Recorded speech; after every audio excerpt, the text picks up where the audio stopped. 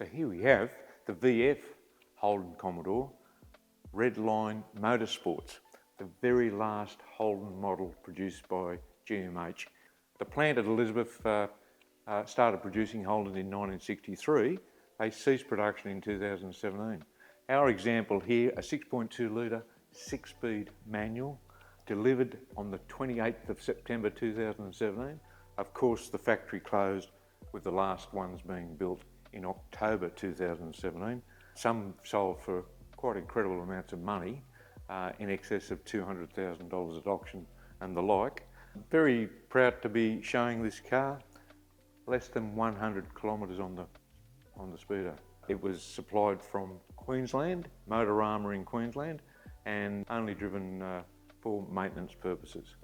For more content, visit our YouTube channel.